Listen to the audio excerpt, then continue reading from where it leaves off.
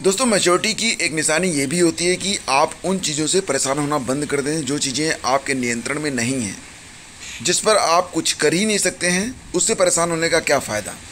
लेकिन फ्रेंड्स, सबसे ज़रूरी बात यहाँ पर यह है कि आप अपना समय और ऊर्जा उन चीज़ों पर लगाएं जो चीज़ें आपको आपके लक्ष्य के निकट ले जाती हैं, और उन चीज़ों का बिल्कुल परित्याग कर दें, उनको छोड़ दें जो कि आपका समय जाया करती हैं। अपने समय को दो भागों में बांट लें। पहला भाग उन कामों के लिए रखें जो कि ज़्यादा महत्वपूर्ण है। दूसरा काम उन कामों के लिए रखें जो कि इम्पॉर्टेंट तो हैं, लेकिन अगर हो भी जाए तो कोई ख़ास फ़र्क नहीं पड़ता है। तो जो चीज़ें आपके जीवन में फ़र्क डालती हैं उन पर ज़्यादा फोकस करें, तो फिर आपकी ज़िंदगी बेटर से और भी बेटर होती चली जाएगी। तो फ्रेंड्स, एक खबर निकल के आ रही है यहाँ पर बीपीएससी हेडमास्टर की जो परीक्षा तिथि है उसको रिवाइज़ किया गया है। जैसा कि आप लोग जान रहे हैं कि प्राइमरी में जो हेडमास्टर प्रधान अध्यापक होते हैं उसके लिए परीक्षा करवाई जानी थी। पहले ये परीक्षा 13 जून को करवाई जानी थी, लेकिन अब ये जो परीक्षा थी 13 जून के बजाय अब इसके लिए एक नई डेट डिक्लेयर कर दी गई है। तो देखो फ्रेंड्स, अब जो नई डेट आई है उसके अंतर्गत अब ये परीक्षा 22 जून को करवाई जाएगी। ठीक है, तो 13 जून की जगह अब नई डेट आ गई है। पहले 13 जून को होनी थी और अब ये परीक्षा कब होगी, 22 जून को होगी। तो अब आप लोग मान के चलिए कि 22 जून ये कंफर्म डेट है, कोई बदलाव इसमें नहीं होगा। और यहाँ पर ये जो पत्र जारी किया गया है तो ये प्रेषक हैं डॉक्टर त्यागराजन, जिला पदाधिकारी गया, और उन्होंने अपर समाहर्ता गया को यह पत्र लिखा है जिसमें उन्होंने परीक्षा केंद्र की जानकारी के संबंध में जानकारी उपलब्ध कराने को कहा है। तो डेट से आपको मतलब है, यानी कि जो परीक्षा तिथि है वो 22 जून है। तो ध्यान दीजिएगा इस पर। बीपीएससी हेडमास्टर की जो परीक्षा होनी है ये 22 जून को करवाई जाएगी। केवल एक शिफ्ट में परीक्षा होगी। परीक्षा 12 बजे से स्टार्ट होगी और 2:30 बजे समाप्त हो जाएगी। कुल 2.5 घंटे की परीक्षा है, एक ही पाली में यह संपन्न होनी है। आगे बढ़ते फ्रेंड्स, और यहाँ पर देखिए बिहार में जो सरकारी कर्मचारी हैं थोड़ा वो लोग सावधान रहें, क्योंकि बिहार में क्या हो रहा है कि पद मुक्ति बहुत जल्दी मिल जा रही है। तो कुछ ऐसा ही यहाँ पर भी हुआ है। कार्यालय जिला शिक्षा पदाधिकारी औरैया की ओर से ये जो है कार्यालय आदेश जारी किया गया है। इसमें क्या है कि जो बीआरपी होते हैं उनका कंप्यूटर टेस्ट करवाया गया था। शिक्षकों की जांच के लिए जो बीआरपी नियुक्त किए गए थे उनका जब कंप्यूटर दक्षता यानी कि कंप्यूटर टेस्ट करवाया गया और फेल हो गए तो बहुत सारे लोगों को यहाँ पर सेवा मुक्त कर दिया गया है। पूरे नाम आप देख सकते हैं यहाँ पर।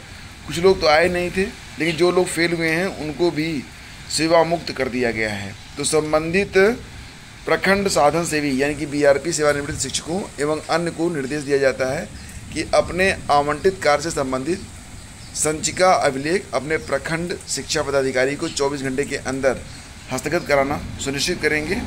और यहाँ पर कंप्यूटर दक्षता जांच में असफल पाए गए निम्नलिखित प्रखंड साधन सेवियों को 31 मई से कार्य मुक्त किया जाता है।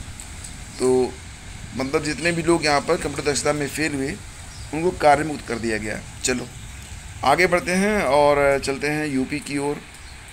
आरओ पेपर लीक में 3 का अपना रिमांड नैनी जेल भेजे गए।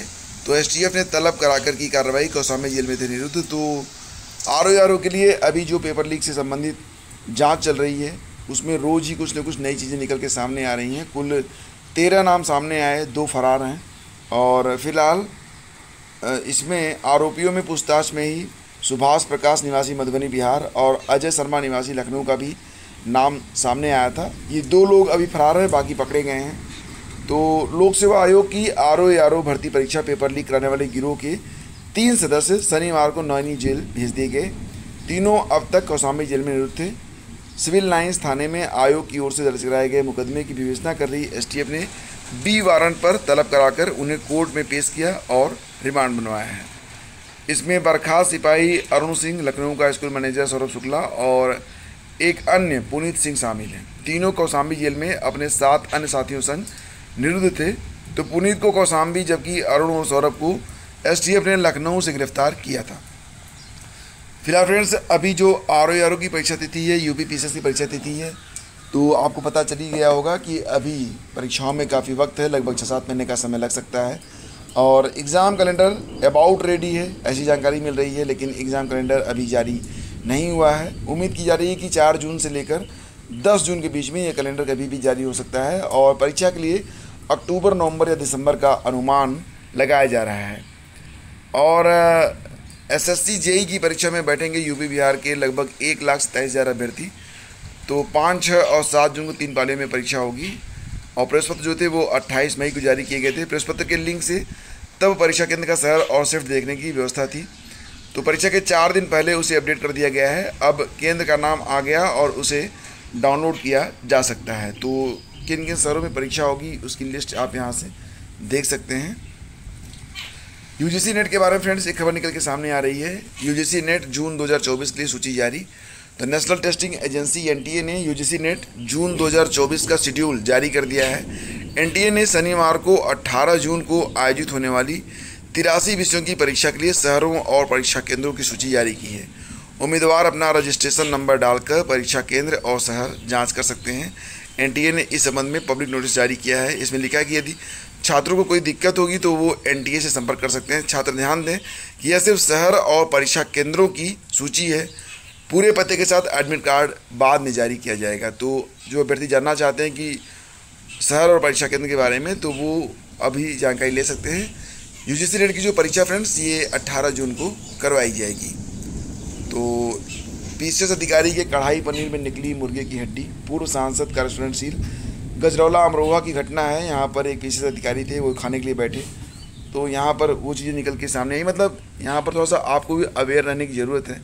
बाहर के खाने का प्रयोग या बाहर खाना कम ही खाएं तो बेहतर रहेगा, क्योंकि ये आपके स्वास्थ्य के लिए तो हानिकारक है ही, आपके आस्था के लिए भी हानिकारक हो सकता है। मतलब यहाँ पर देख रहे हैं आपकी पनीर की जगह उनको मुर्गे की हड्डी मिल रही है। फिलहाल कार्रवाई हुई क्योंकि वो पीसीएस ऑफिसर थे, तुरंत ही संज्ञान लिया गया और टीम यहाँ पर पहुँच गई, जाँच चल रही है। फिलहाल अब चुनाव समाप्त हो रहे हैं तो अब थोड़ा आपका जेब मतलब उस पर भारी पड़ेगा। ये समय 5 से 25 रुपये तक बढ़ा टोल आज रात से लागू हो जाएगा। 2 जून की रात 12 बजे से बढ़ा हुआ टोल लागू हो जाएगा। तो NHAI के नेशनल हाईवे पर वाहन चालकों को ज़्यादा जेब ढीली करनी पड़ेगी। अब मतलब बस और ट्रक के लिए 5 से 25 रुपये तक जो टोल टैक्स है वो बढ़ा दिया गया है। वाहन चालकों से 2 जून रात 12 बजे से बढ़ा हुआ टोल टैक्स वसूला जाएगा। खैर अब चुनाव समाप्त हो गए हैं तो अब ये सब चलेगा। तो फ्रेंड्स ये थी आज की न्यूज़ अपडेट। करंट अफेयर के लिए आप लोग प्रतिदिन लगभग 8 बजे इस चैनल पर दोबारा आया करें। आपको करंट अफेयर के 10 सबसे अच्छे प्रश्नों की क्विज बना के दी जाती है और आपको केवल 5 से 7 मिनट लगते हैं। डेफिनेटली ये जो 5 से 7 मिनट हैं ये आपकी परीक्षा के लिए काफ़ी इंपॉर्टेंट है। आप कोई भी प्रतियोगी परीक्षा दे रहे हो तो आप ये सेशन जरूर अटेम्प्ट किया करें। मंथली करंट अफेयर की PDF भी लॉन्च हो चुकी है। लिंक वीडियो के डिस्क्रिप्शन और पहले कमेंट में है। धन्यवाद।